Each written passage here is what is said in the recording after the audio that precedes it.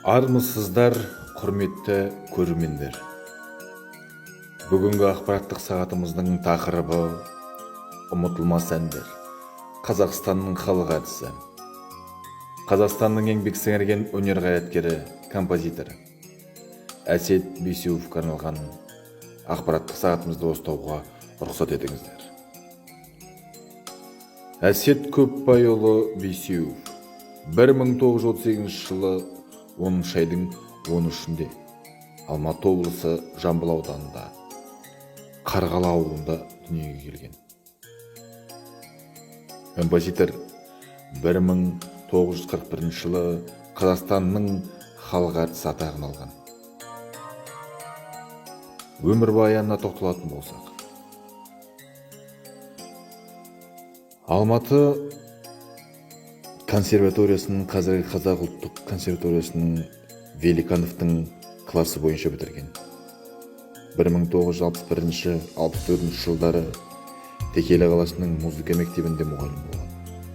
1964-66 жылдары мәдениет үйінде қызметкерлік жасаған. 1966-1967 жылдары Есік музыка мектебінде мұғалім қызметін атқарған. 1967-68 жылдары Ұзынағашта мәдениет үйінің көркемдік жетекшісі болған. Гүлдер ансамблінде де өз өнерін көрсеткен. 1974-1980 жылдары Қуыршақ театрында қызмет еткен.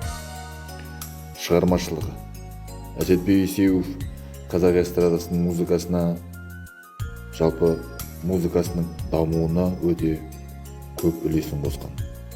Композитордың Алмалы Алматым, Гүлдер, Шақырады көктем, Мұңайма, Алтыным, Маралдым, Сандуғаш, Сырласу вальсі, Жұлдызым, Армандастар, Жайықтан қайтқан тырналар және тағы да басқа туындылар қазақ ән өнерінің алтын қорына енді.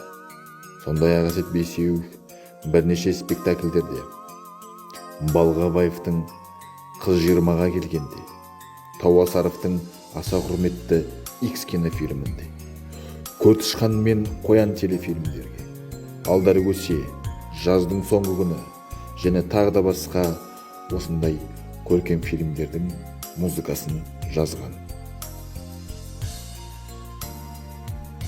Марапаттары: Қазақстан комсомол сыйлығының иегері. 1972 жылы осындай бір керемет марапатқа ие болған екен.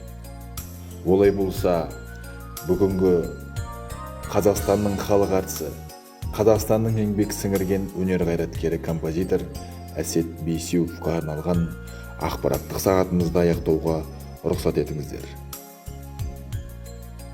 Уақыт бөліп тыңдағандарыңызға көптен көп рахмет. Сау, саламатта болыңыздар.